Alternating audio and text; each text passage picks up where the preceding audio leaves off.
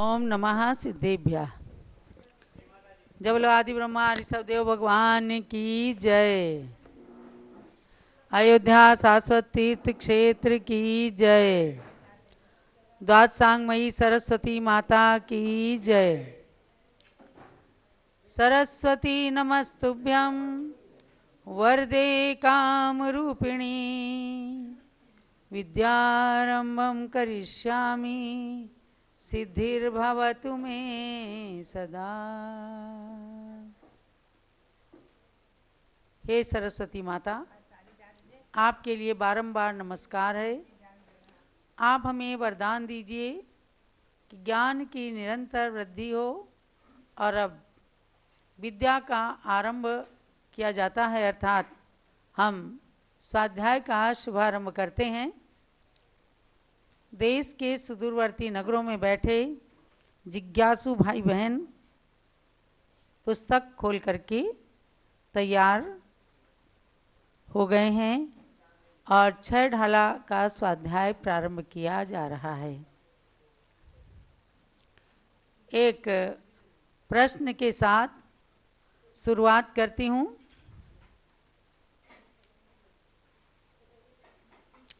लोक में कितने जीव हैं, क्या है उनकी चाह, गुरु क्यों उनको बोधते, क्या है उनकी चाह। आप सब में से जूम चैनल में उपस्थित जिनको इस प्रश्न का उत्तर आता हो हैंड रेज करें और किसी एक को स्पॉटलाइट करके उसको पूछें। पुनः सुनिएगा। लोक में कितने जीव हैं, क्या है उनकी चाह, गुरु क्यों उनको बोधते, क्या है उनकी चाह। स्पॉटलाइट करें बहन जी। किसी को हैं? दीप्ति जैन भोपाल, बताइए। इन्हें अनम्यूट करें। बताइए दीप्ति। लोक में तो इनका ठीक से आवाज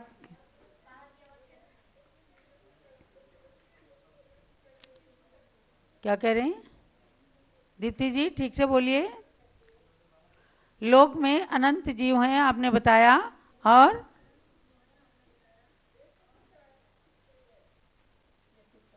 वे सुख चाहते हैं, और आगे दुख से डरते हैं। दुखों को नष्ट करने के लिए सुख प्राप्त कराने हेतु उन्हें संबोधन प्रदान करते हैं।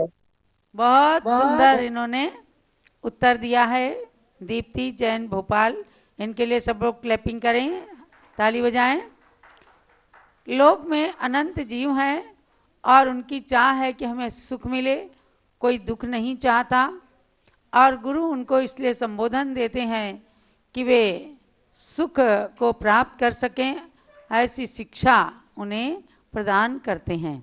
चलिए, आपने अच्छा बताया। इससे अनुमान लगता है कि सब लोग बहुत ही ध्यान से श्रवण कर रहे हैं और इसी प्रकार से ध्यान से सुनते रहिएगा।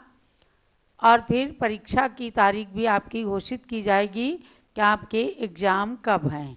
हम 2 ढाल की एक साथ परीक्षा लेंगे। अभी पहली ढाल में चल रहे हैं। मंगलाचरण के साथ प्रारंभ करती हूँ।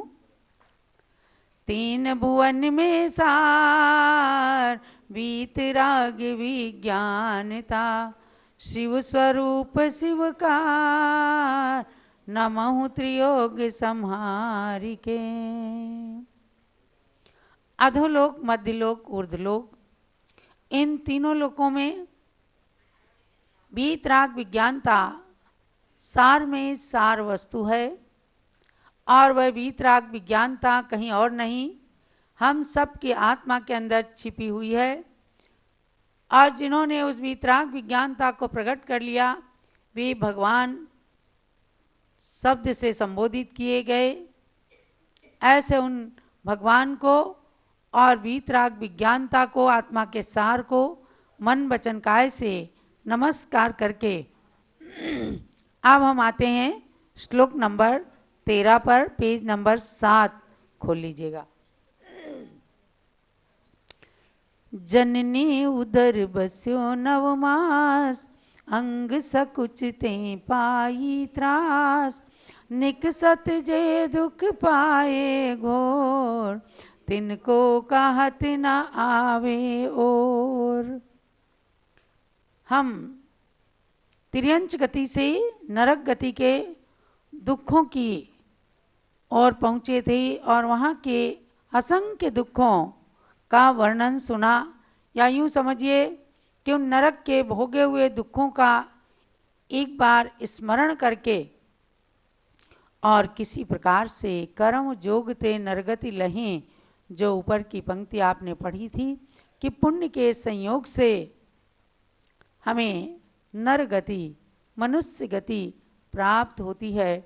तब क्या होता है, क्योंकि अपार दुख से निकले हैं, तो अपार दुख नरक के अंदर ही हैं, जिसमें पहले नरक में कम से कम आयु 10,000 वर्ष की है, यानी नरक की जघन्य आयु 10,000 वर्ष और उत्कृष्ट आयु 33 सागर, और इसके बीच की मध्यम आयु। इन सब आयु को न जाने कितनी कितनी बार हमने भोगा, और कुछ पुण्य का संयोग आया तो वहाँ से निकल करके मनुष्य गति में अब आने की तैयारी हुई। तो आपने पढ़ा कि जननी उदर बस्यो 9 मास, माँ के पेट में, माँ के गर्भ में 9 महीने तक बच्चा रहता है। मनुष्य के नाम है नर, मनुष्य, मानव इत्यादि नाम है। तो मानव में देखो उसका व्युत्पत्ति अर्थ भी निकलता है, माँ के गर्भ में 9 मास तक रहने वाला मानव कहलाता है, समझे क्या। और मनोरपत्यम मानवः, मनु यानी कुलकर की संतान होने के कारण मनुष्य को मानव ये संज्ञा पड़ गई। कुल मिलाकर के मनुष्य धर्म और समाज के बीच की एक कड़ी है, और जब वह जन्म ले लेता है, अपने सामाजिक दायित्व को निभाने का समय आता है, तब उसके लिए कहा कि आप धर्म और समाज के बीच की एक कड़ी हैं। अभी तो आप देखिए कि मनुष्य बनने के लिए क्या होता है कि माता के गर्भ में 9 महीने तक रहना पड़ता है, और अंग सकुचिते पाई त्रास। अब माता का पेट कितना बड़ा होगा, छोटा सा, लेकिन उसके अंदर, यूटेरस के अंदर मनुष्य की पर्याय में, चाहे वो बालक हो चाहे बालिका हो, उसके अंदर सुकड़ करके रहता है एकदम। अंग सकुचिते पाई त्रास, जहां एकदम सिकुड़ करके। और ऐसा एक जरायुज, मनुष्यों का जन्म क्या माना गया, जरायुज। गर्भ जन्म में भी जरायुज, अंडज, पोता नाम गर्भा। वह जरायुज, अंडज और पोतज ये जन्म माने गए। मनुष्य का जन्म जरायुज माने कि उसके ऊपर एक झिल्ली चढ़ी रहती, जिसको कहते हैं जरा, उसके अंदर पैक कर दिया जाता है। जैसे आज बच्चे भी जन्म लेते हैं, उसके बाद भी कई माताएं लेके आती हैं तो बच्चे को बिल्कुल पैक करके लाती हैं। अरे भैया 9 महीने तो पैक रहा ही है पेट में माँ के, आप क्यों पैक करते हो उसे। तो पैक कर वो जो रहता है तो उसके अंगों की सिकुड़न, यानी एकदम सुकड़ करके वह रहता है। उस समय के दुख कहते हैं जन्म का दुख और मरण का भय, ये संसार के अंदर प्रसिद्ध है। लेकिन बड़े दुख से जन्म लेते हैं, जन्म लेने के बाद उन सब दुखों को भूल जाते हैं। पुनः निकसत जे दुख पाई घोर, देखो कैसे कैसे चित्र आपको दिखाए जा रहे हैं, ये आप सबके ही चित्र हैं। गर्भ में जो पल रहा शिशु होता है उसके ही चित्र होते हैं। ये दिख रहे हैं जो तिनको कहत ना आवे और, कोई सीमा नहीं है उनको कहना उस दुखों को, क्योंकि न जाने कितनी बार जन्म लिया। तो ऐसे मनुष्य के जन्म को पा करके जो तमाम दुख पाए हैं उनको कहना भी मुश्किल है। आपने पुरानी आदिनाथ भगवान की पूजन की जयमाला कभी पढ़ी होगी ना, उसके अंदर गर्भ के दुखों को बताते हैं, गर्भ और जन्म के दुख को।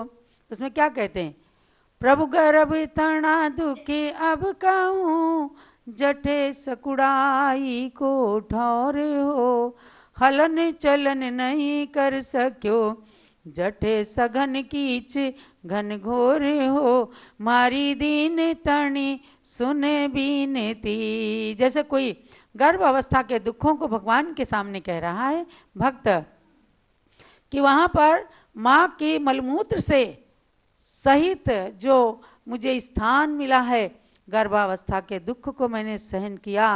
माता खावे चर परो फिर लागे तन संताप हो, प्रभु जो जननी तातो भके फिर उपजे तन संताप हो, मारी दीन तणी सुन बीनती। सारे दुखों को बड़े रो रो करके समझो एक भक्त कह करके अपने दुख को कम करता है और भगवान के सामने ये भावना करता है, भगवान ऐसे दुखों को भी हमें अब ना सहन करना पड़े ज्यादा बार। औंधे मुख झूल्यो रहो फिर निकसन कौन उपाय हो, कठिन कठिन करनी सरो जैसे निसरे जंती में तारे हो, मारी दीन तणी सुन बीनती। हे भगवान मेरी विनती सुनिए। जैसे जंती में से तार सुनार निकालता है, ऐसे मुझे माँ के गर्भ से निकल करके और धरती पर आने का मौका मिला। मैं वहाँ औंधे मुख झूला रहा और उस दुख को मैं अपनी जीभ से कैसे कह सकता हूँ। और जब निकल पड़ा तो प्रभु निकसत ही धरत्या पड़ो, फिर लागी भूख अपार हो, रोए रोए बिलख्यो घणो दुख बेदन को नहीं पार हो, मारी दीन तणी सुन बीनती। निकलते ही बच्चा एकदम रोता है, रो करके और अपने दुख के संकेत को बताता है कि अब मुझे भूख लगी है। और देखो बच्चा जन्म लेते ही माँ के स्तन से लग जाता है, उसे किसी ने सिखाया थोड़े है। माँ के स्तन से लग जाता है और दूध पीने की चेष्टा करता है, क्योंकि वो बहुत भूखा होता है। और गर्भ में सब लोग जानते हैं उसके नाभि स्थान से जो नाल होती है, वह माँ के गर्भावस्था में उस नाल से, जैसे आज नली से भोजन आदि पहुंचाते हैं, इसी प्रकार से माँ के गर्भ से नाल जुड़ी होती है। और जब जन्म ले लेता है बच्चा, तब उसकी नाल को काटा जाता है, फिर वह माँ का दूध पीता है। उसे कोई डॉक्टर सिखाता नहीं है, ना माँ सिखाती है। अनादिकालीन भूख के, प्यास के, अविद्या के जो संस्कार होते हैं, तो एकदम निकलते ही, जन्म लेते ही रोता है, बिलखता है और माँ के स्तन में लग करके और वह दूध पी पी करके आगे बड़ा हो जाता है। देखो बड़े रेयर केस होते हैं कि जो लोग जन्म लेकर के रोते नहीं हैं। कहते हैं ज्ञानमती माता जी को हमने सुना, माँ के मुख से ही सुना कि जन्म लेते ये रोई नहीं। और दादी माँ कहती थी अरे रोई नहीं, इसका मतलब ऐसा ना हो कहीं कुछ खतरा हो जाए, मेरे पहले फूल को भगवान बचा लेना। और जन्म लेते ही अंधेरे प्रसूति गृह के अंदर भी उजाला छा गया था। लोगों ने कहा कोई देवी आई है, दैवी चमत्कार हुआ था। ऐसे ही बहुत बिरले लोग होते हैं, बिरली आत्माएं होती हैं जो रोती नहीं हैं और इस बात को बताती हैं कि हम इस संसार में रोने नहीं, हंसने आए हैं। और संसार के सुख को प्राप्त करके, संसार के अंदर ज्ञान के अमृत को प्राप्त करके अब हम अजन्मा बनने आए हैं, बार बार हम जन्म लेने वाले नहीं हैं। ये बात इन्होंने आज से 91 साल पहले अपनी दादी माँ को संकेत में बता दिया था कि मैं रोने नहीं हंसने आई हूँ। और वास्तव में जब इनका नाम मैना रखा गया तो मैना चिड़िया की तरह से ये माँ के आंगन को छोड़ करके उड़ गई। उड़ती तो सारी कन्याएं हैं, लेकिन इन्होंने उड़ करके अनंत आकाश के अंदर अपने ज्ञान को फैला दिया और अपने नाम को सार्थक कर दिया। आज आपको ज्ञानमती माता जी के रूप में ये ज्ञान का अमृत पिला रही हैं। तो महानुभावों, आपको ये मनुष्य जन्म जब मिला है, हम सबको जितने भी मनुष्य हैं सबका जन्म तो एक ही तरह से होता है। माँ के घर में ही उनको 9 महीने तक रहना ही पड़ता है किसी भी तरह से। और इस असार संसार के अंदर आकर के जो अपने जन्म के दुख को बार बार स्मरण करके और उस दुख में अब गोते नहीं लगाना चाहते तो वे चिंतन करते हैं। तो नियम सार ग्रंथ आचार्य श्री कुंद कुंद स्वामी के द्वारा रचित नियम सार ग्रंथ की गाथा नंबर 154 की टीका में कलश काव्य के अंदर कहते हैं, पद्म प्रमलधारी देव असारे संसारे कलि विलसिते पाप बहुले न मुक्तिर्मार्गोऽस्मिन् न नग जिननाथस्य भवति अतोऽध्यात्मध्यानं कथमिह भवेन् निर्मलधियां निजात्मश्रद्धानं भवभयहरं स्वीकृतमिदम्। अर्थात इस असार संसार में पाप से बहुल कलिकाल का विलास होने पर निर्दोष जिननाथ के इस मार्ग में मुक्ति नहीं है। अतः इस काल में अध्यात्म ध्यान कैसे हो सकता है? यानी इस पंचम काल के अंदर साक्षात कोई भी मोक्ष को प्राप्त नहीं कर सकता। अतः इस काल में अध्यात्म ध्यान भला, शुद्धात्म ध्यान भला कैसे हो सकता है? इसलिए कहा कि निजात्म श्रद्धानम।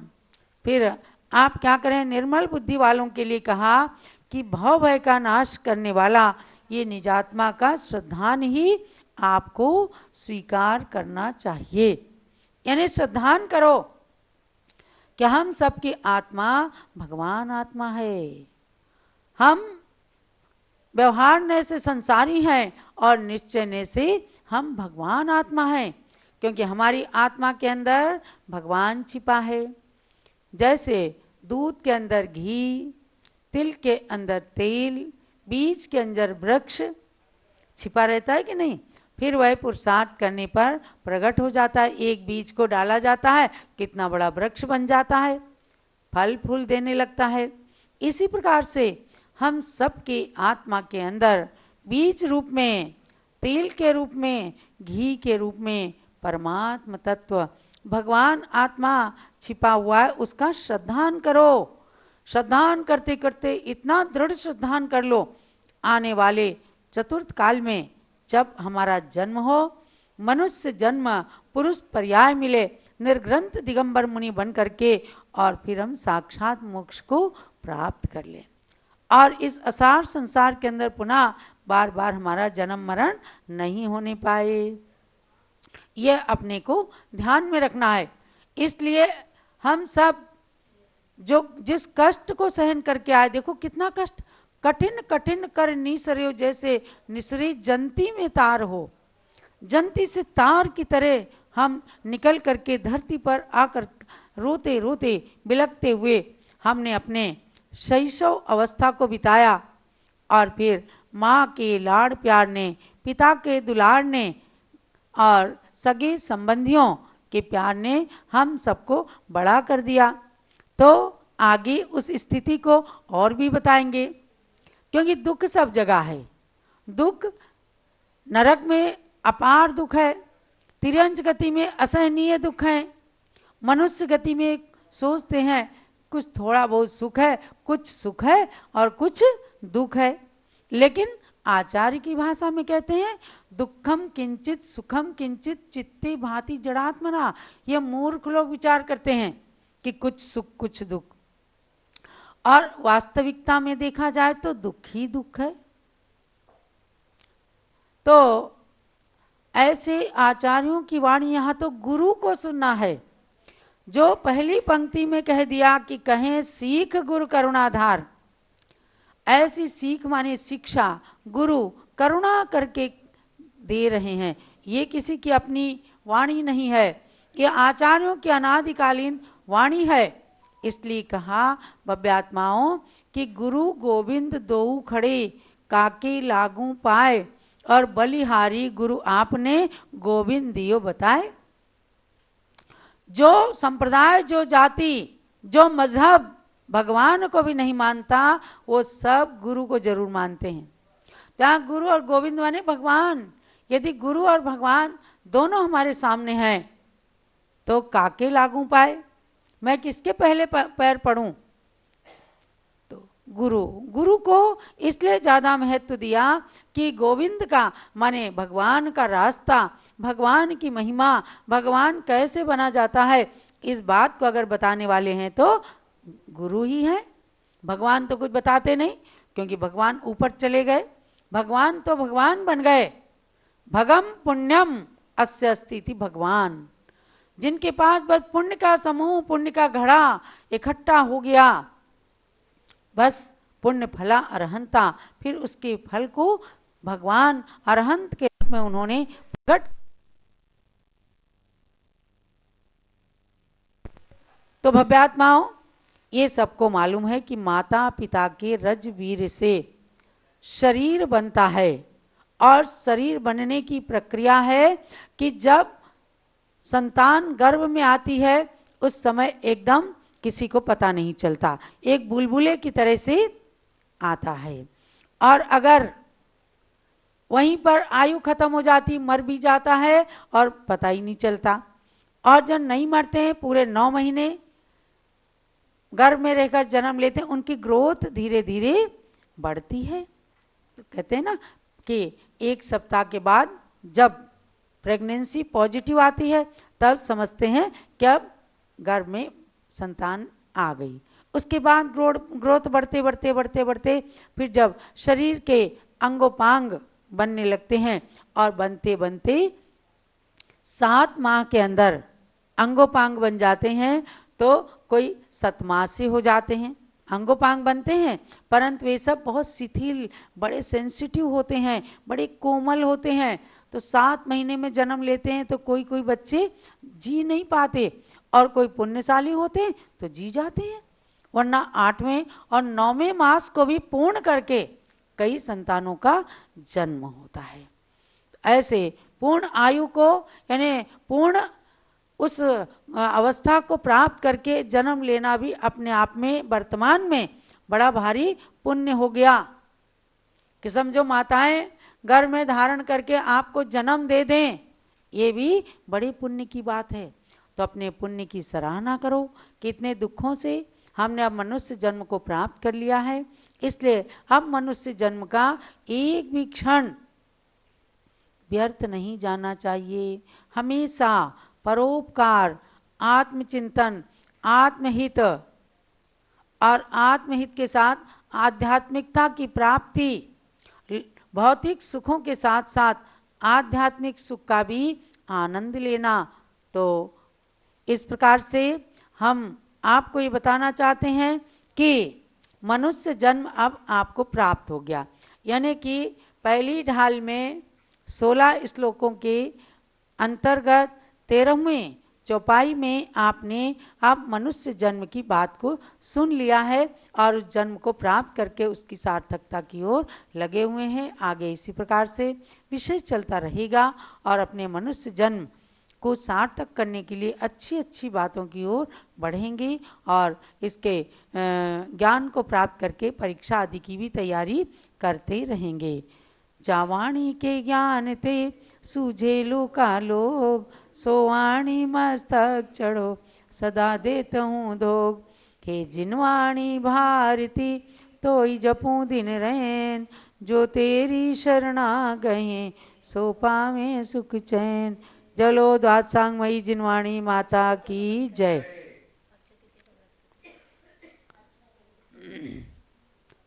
ठीक है, चलिए अब आचार्य श्री के चरणों में अर्घ चढ़ाएंगे। ओम ह्रीम 20वीं सदी के प्रथमाचार्य चारित्र चक्रवर्ती समाधि सम्राट श्री शांति सागर महामुनिन्द्र अर्घ्यम निरपामिति स्वाहा। जलादि सागर मुनिराज की जय। यहाँ पर मुनि श्री आदि सागर महाराज जी 3 दिन से पधारे। आज उनका आदि सागर महाराज आज इनका मंगल विहार। हाँ, उदक चंदन तंदुल पुष्प केशर सुदीप सुधूप फलार्घ्य के धवल मंगल गाने रवा कुले जन ग्रहे मुनिराज महम यजे। ओम ह्रीं श्री आदिसागर मुनीन्द्राय नकर प्राप्त अर्घ्यम निरपामिति स्वाहा। नमोस्तु महाराज जी। माता जी ने मराठी समजता का? हाँ समजता।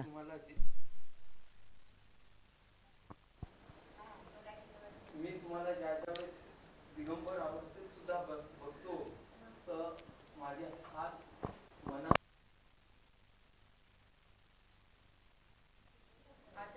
मुनि श्री पूज्य माता के प्रति समादर की भावना व्यक्त कर रहे हैं। हम सब लोग पूज्य गण्य ज्ञानमती माते हम सब आपके चरणों में बारंबार नमोस्तु करते हैं। आपका विहार खूब मंगलमय हो।